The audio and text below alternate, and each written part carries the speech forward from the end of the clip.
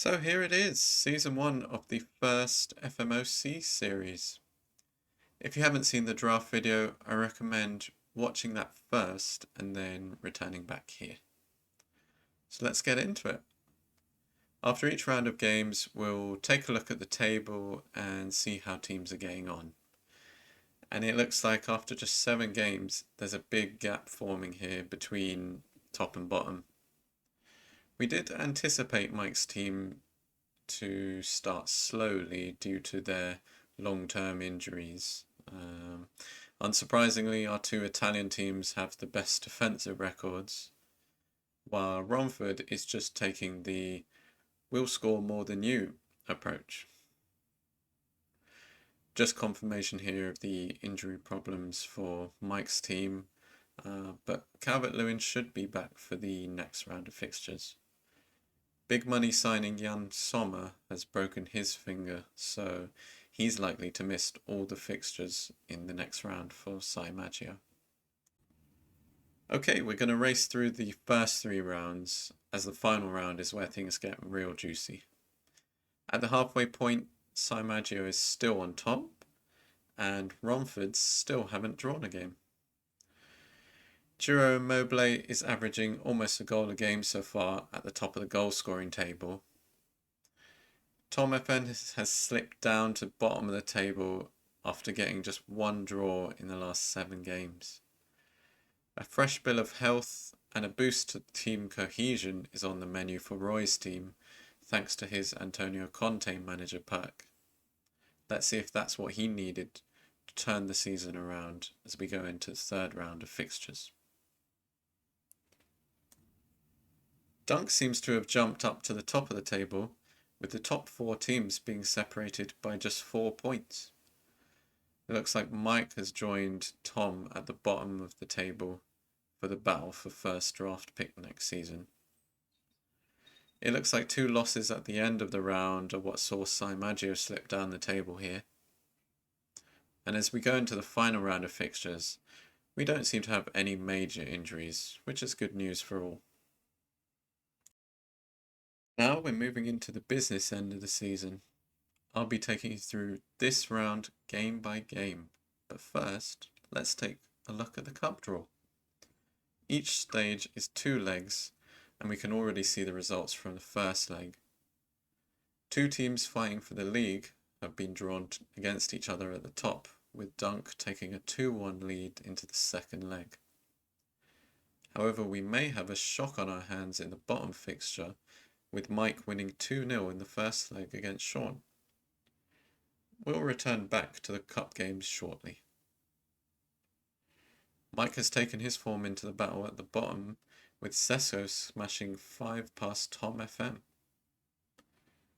Both Dunk and Romford lost at the top, so Billy has put his hat in the ring for a shot at the title. Moving on to the next round, and Billy's title hopes may have been instantly crushed as Sean has put 5 past him. Romford beat long-term rivals Dunk comfortably at home to move back to the top of the table. Teams equal on points will be decided by head-to-head, so that win is really important for Romford. Down at the opposite end of the table, Mike has won again. So as we predicted, a full-strength team for Mike is causing some serious problems to the other teams in the league. And the upsets don't stop there, as Tom FM has got an away win against the league leaders to knock them out in the cup. It was nervy last 30 minutes for Mike's team, who held on to proceed to the semi-finals as well. It went all the way to penalties for SAI Maggio to book his spot. Currently 4th place, he's the highest ranked league team remaining. Game 3 of the final round, and get your bottle emojis out as 3 out of the top 4 have lost. Sean put an end to Mike's good run of form and finds himself top of the league. We've now got 4 points between the top 6 sides. Unbelievable, Jeff! In the next round of fixtures, it was first v second, and the game was decided by 1 goal. 1 man. Lautaro Martinez.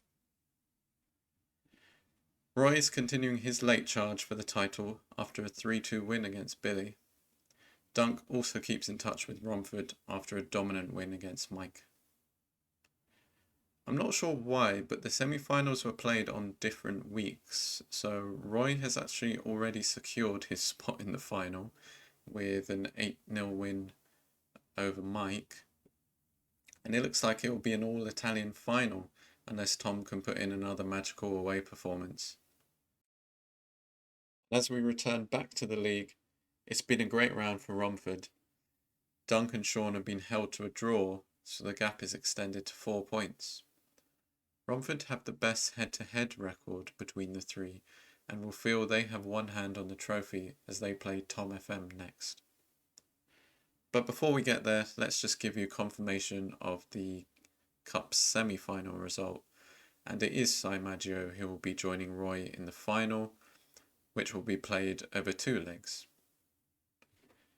Now let's get back to the league after Tom FM did the impossible, largely thanks to a Lautaro Martinez red card, but no one else in the top 6 got more than 1 point. That's terrible. It's terrible. These man have bottled it, fam. And what that actually means is that due to their better head-to-head record, Romford are champions and gain a bonus 10 points to their overall total, despite losing to bottom of the league.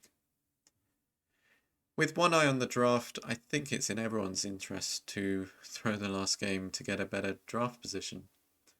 A couple of points won't make a big difference, but a few places in the draft could be the difference between getting Neymar or Nathan Ake.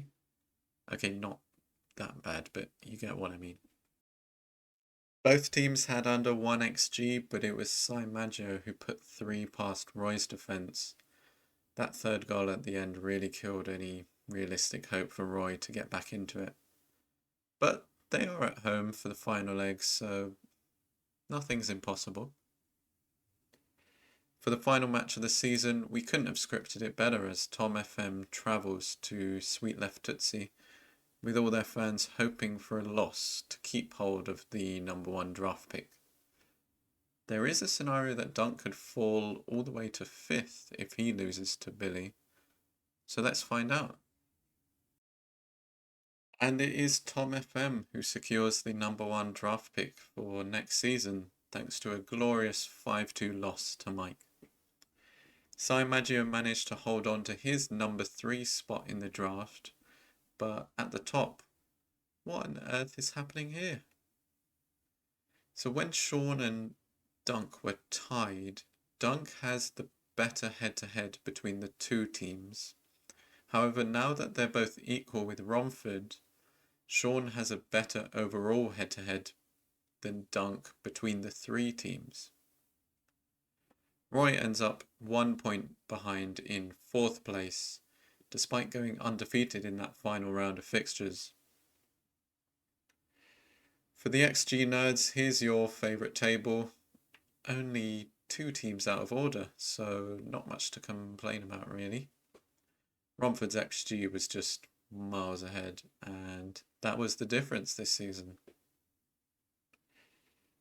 Roy's average possession was the highest this season with a ridiculous 64%. Clearly Pep's influence has rubbed off on the team instantly there. Ciro Immobile takes home the golden boot, but Osimhen is actually the player with the most player of the match awards. Courtois kept the most clean sheets, but Alisson prevented the most XG this season. And for the final game of the season, it is of course the second leg of the cup final. No shocks here as Sai Maggio adds to his 3-0 lead from the first leg. That secures him a bonus 10 points for winning the cup, with 5 points going to Roy.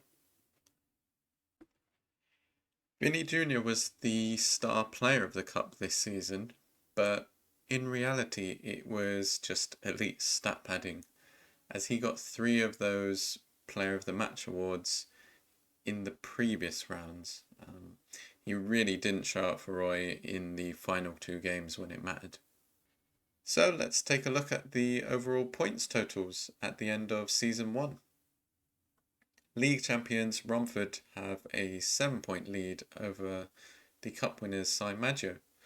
Mike and Tom will be hoping for some big game changes in the draft as they slip over 30 points behind already. Cy Maggio also gets a nice little boost to his finances thanks to the Jose Mourinho manager pack. And finally, to round things off for this season, here are the major ability changes of players since the start of the game. Romford will be happy to see Foden being the biggest riser, but on the flip side, Modric was also the biggest faller. Thank you so much for watching, and we'll be back with a roundup of the Season 2 off-season very soon.